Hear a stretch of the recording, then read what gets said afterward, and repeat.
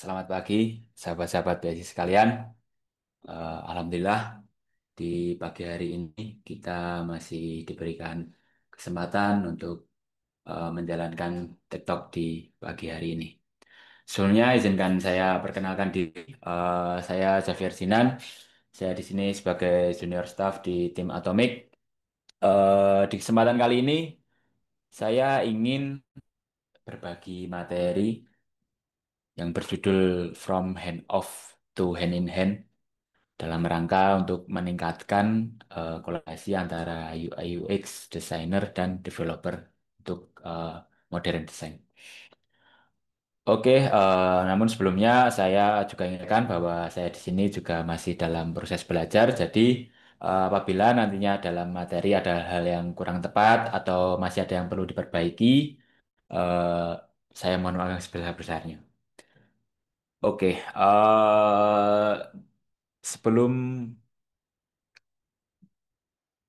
ke materi, saya ingin bertanya terlebih dahulu kepada teman-teman sekalian, gimana sih idealnya developer dan desainer itu eh, berkolaborasi? Monggo, mungkin bisa dituliskan berdasarkan pandangan teman-teman sekalian atau pengalamannya di kolom chat.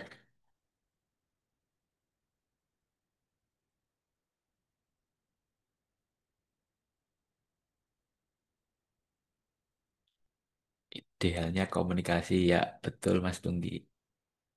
Ngobrol setelah desainer mendesain sama-sama bekerja. Seamless. Oke. Ya, oke. Terima kasih. Terima kasih. Sekarang lanjut ke istilah yang mungkin sudah cukup familiar ya di kalangan teman-teman sekalian. Yaitu hand off. Pada intinya, hand off itu adalah suatu fase di dalam proses pengembangan sebuah aplikasi atau sistem itu. Ketika desainer itu menyerahkan hasil final desain mereka ke developer yang diimplementasikan jadi sebuah aplikasi atau produk. Nah, pada dasarnya tahapan ini bekerja dengan baik, namun tidak menutup kemungkinan ada mungkin akan menimbulkan eh, permasalahan di eh, proses handoff ini, karena seringkali handoff ini dianggap sebagai desainer itu eh, titik terakhirnya dia bekerja, padahal itu sebaliknya bagi developer karena ibaratnya developer baru mulai. Jadi hand off sendiri mungkin akan menimbulkan beberapa permasalahan yang dilanjutkan di slide berikutnya. Oke, permasalahan yang mungkin terjadi. eh Disinilah masalah akan muncul ketika yang pertama desainer mengirimkan desain tanpa adanya diskusi lebih lanjut. Nah, ketika desain itu nggak ada penjelasan atau nggak ada konteks yang diberikan setelah mengirimkannya, nah itu developer akan merasa bingung. Apa sih maksud dari desain tersebut? Sebagai desainer mungkin tahu ya apa yang harus dilakukan, tapi belum tentu bagi developer. Kadang perlu memahami kenapa desain seperti ini atau mungkin gimana sih proses bisnis di balik keputusan keputusan desain itu. Sehingga tanpa adanya komunikasi yang jelas ketika proses handoff itu tadi, nah itu akan eh, bisa jadi akan tidak memenuhi harapan dari user atau stakeholder.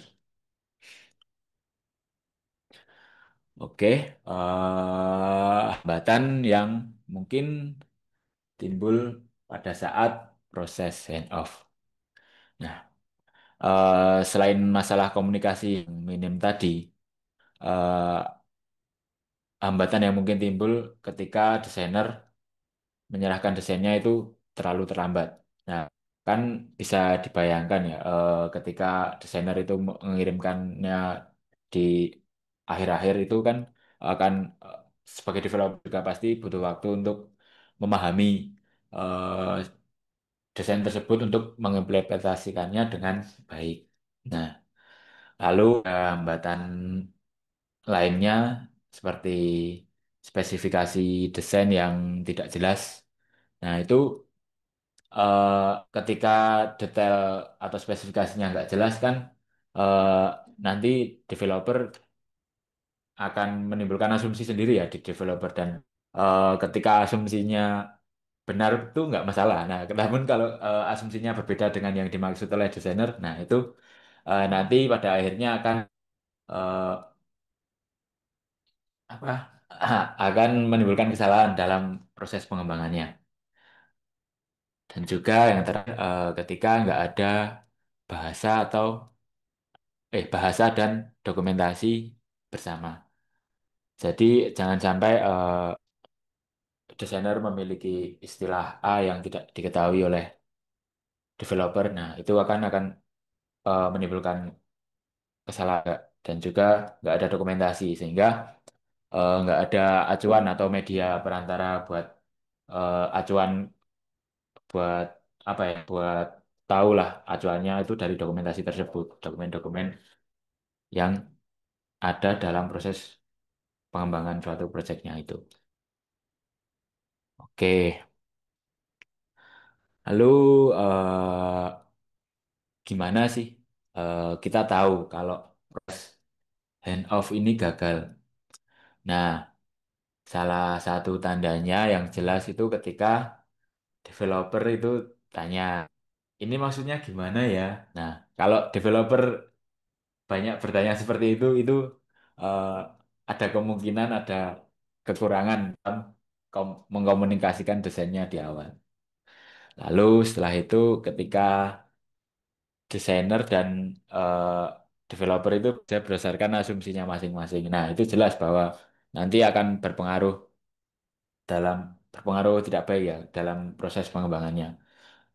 Karena nanti akan menimbulkan kesenjangan pemahaman antara desainer dan developer yang nanti akan berdampak pada implementasi sistemnya. Dan hal yang mungkin lebih parahnya, usernya nanti yang akan jadi korban dari gagalnya handover ini. Oke,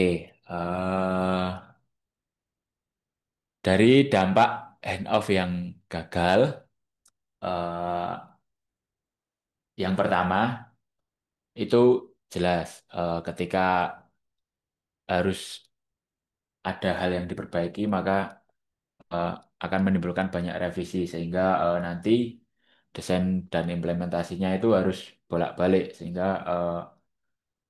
apa ya eh, menimbulkan banyak perubahan atau revisi. Lalu yang kedua itu miskomunikasi. Nah, miskomunikasi ini eh, akan mengarah pada asumsi yang menimbulkan asumsi pribadi di pihak developer maupun pihak desainer, dan itu nanti akan menimbulkan ya kurang jelasan ya dalam proses implementasinya. Lalu dari banyaknya revisi dan miskomunikasi tadi, yang jelas ada eh, berdampak pada poin ketiga, yaitu eh, memakan waktu. Nah, karena dengan banyaknya revisi itu tadi kan otomatis untuk waktunya terpakai buat memperbaiki kesalahan-kesalahan ya. Nah, itu nanti juga mungkin akan pada jadwal yang atau timeline timeline yang sudah direncanakan. Lalu yang terakhir itu detail teknis yang kurang jelas. Nah, sehingga kalau eh, nggak ada detail teknis yang jelas, developer tuh mungkin akan bingung ya, bingung mengimplementasikannya sehingga nanti eh, hasil akhirnya mungkin bisa jadi jauh dari harapan yang diinginkan. Jadi intinya kalau end of gagal ini itu nanti dampaknya bisa berpengaruh terhadap proses pengembangan sistem itu. Nah, sehingga lebih baik untuk dikomunikasikan terlebih dahulu di awal hingga akhir proyek. Oke, ya dari tadi kan kita membahas masalah dan dampak-dampak ya. Sekarang kita bahas dari solusi dan masalah-masalah yang tadi sudah disebutkan. Eh, Solusinya adalah menerapkan kolaborasi hand in hand. Apa itu hand in hand? Nah, hand in hand ini pendekatan di mana desainer dan developer itu bekerja bersama-sama mulai dari awal pengembangan hingga akhir. Sehingga tidak semata-mata hanya menyerahkan desain lalu berharap developernya bisa mengimplementasikannya dengan baik. Tidak. Nah, namun mereka itu selama proses pengembangan sebuah aplikasi itu bekerja sama dengan kolaborasi ini. Dengan kolaborasi ini kan diharapkannya itu eh, antara developer designer itu memiliki pemahaman yang sama atau pemahaman yang lebih baik terkait kebutuhan maupun keterbatasannya di masing-masing role sehingga mereka memahami gimana sistem nanti akan diimplementasikannya. Seperti itu. Oke, dalam kolaborasi hand in hand ini terdapat beberapa value yang harus dibawa ya. Yang pertama ada share konteks. Share konteks ini yang berarti eh, kita sebagai desainer dan developer itu harus saling memahami eh, istilahnya cerita di desain atau alasan dan tujuan di balik desain yang dibuat. Sehingga nanti akan memiliki pemahaman yang sama dan implementasi juga akan lebih tepat. Lalu yang kedua ada mutual respect. Eh, Oke, respect di sini maksudnya eh, di dalam satu tim kan kita memiliki peran dan keahlian yang berbeda-beda. Nah, eh, kolaborasi hand in hand yang efektif ini akan terjadi apabila kita antar role itu saling menghargai satu sama lain. Sehingga sebagai desainer kita harus menghargai keterbatasan teknis developer. Sementara dari developer juga harus menghargai kebutuhan pengguna yang dibawakan oleh desainer itu tadi. Nah, seperti itu. Lalu yang ketiga ada continuous feedback. Eh, Oke, continuous feedback ini merupakan apa ya, umpan balik yang terus-menerus ya. Nah, karena apa seperti yang kita ketahui, nah apa pengembangan sebuah sistem itu nggak ada yang sempurna di awal. Jadi dalam proses pengembangannya itu antara desainer dan developer harus saling memberikan umpan balik atau feedback. Lalu yang keempat bahasa dan dokumentasi bersama. Nah, itu tadi. Bahasa dan dokumentasi bersama itu penting karena untuk menghindari miskomunikasi. Sehingga antara desainer dan developer itu memiliki dokumentasi yang jelas. Dan ini akan menjadi media kolaborasi sebagai acuan dalam berkolaborasi antara desainer maupun developer. Seperti itu. Oke, kolabu kolaborasi. Komunikasi dalam hand in hand. Eh, jadi kolaborasi hand in hand ini, komunikasi ini jadi kunci utama ya, teman. Yang pertama bisa dengan memulai sebuah project itu dengan pertemuan bersama atau istilahnya kick off lah. Nah, kenapa? Karena di awal proyek tuh kita harus memastikan bahwa semua peran, semua role yang ada yang terlibat di situ itu memiliki pemahaman yang sama, sehingga nanti akan memudahkan dalam implementasinya. Lalu yang kedua ada open feedback session. Jadi ini penting karena setiap pihak itu biar bisa memberikan masukan atau bertanya ketika ada hal-hal yang belum jelas. Nah, jadi misalnya ini ada bagian desain yang belum jelas buat developer. Nah, developer bisa bertanya di situ. Terus kalau sebaliknya kalau developer menjelaskan keterbatasan teknisnya, nah itu bisa langsung didiskusikan dan agar semua merasa terbuka lah atau nggak ada yang terlewat istilahnya seperti itu. Lalu yang terakhir itu ada membangun budaya bertanya sebelum mengerjakan.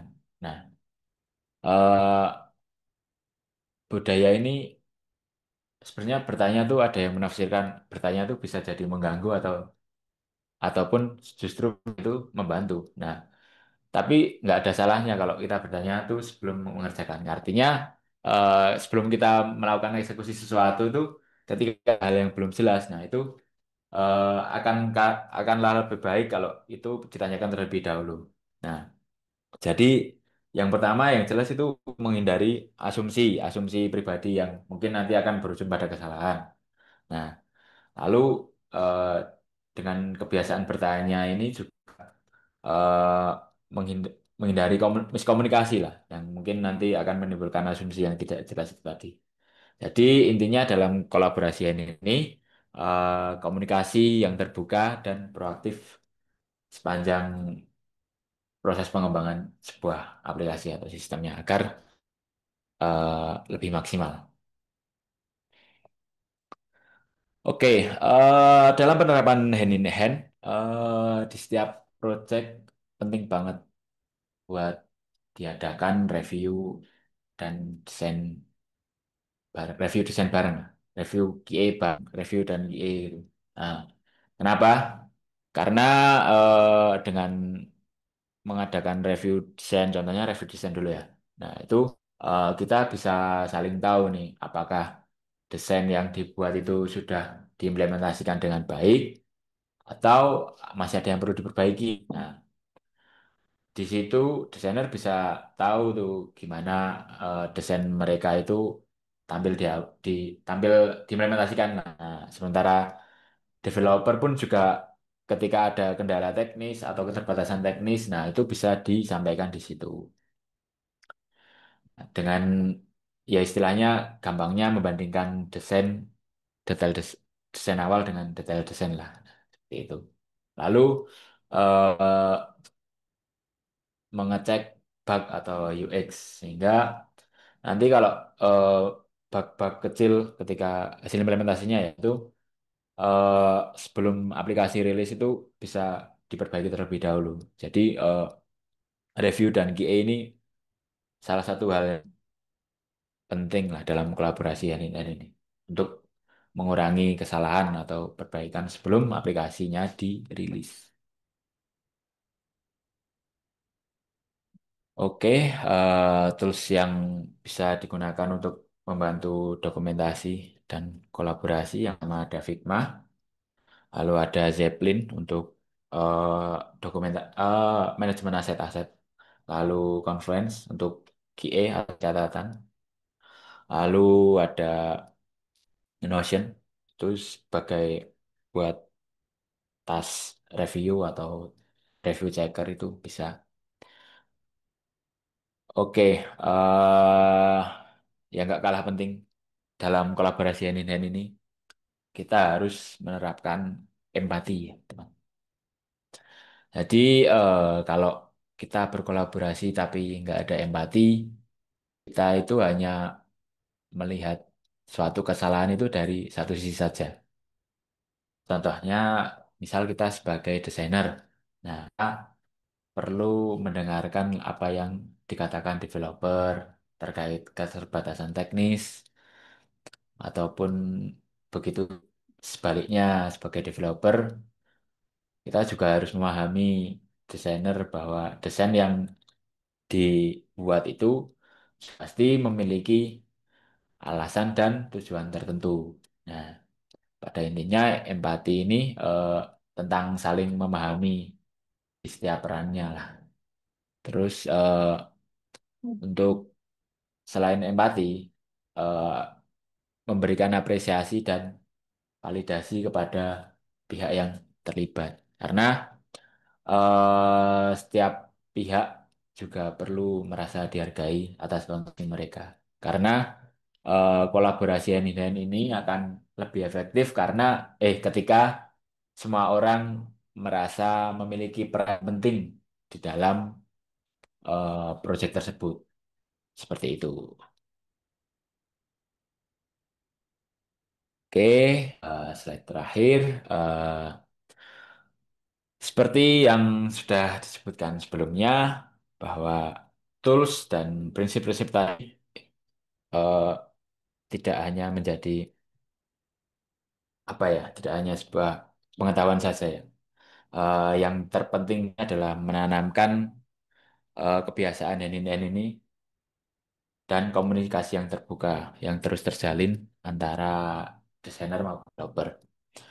Sehingga ketika kedua belah pihak ini saling mendukung, nanti hasil akhirnya akan jauh jadi lebih baik.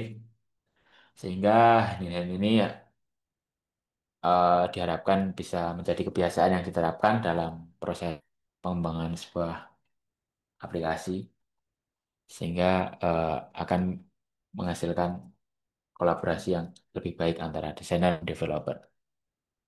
Oke, terima kasih. Saya apabila kesalahan atau kekurangan dalam menyampaikan materi, saya mohon maaf yang sebesar-besarnya. Sekian dari saya, kurang lebihnya mohon maaf. Assalamualaikum warahmatullahi wabarakatuh.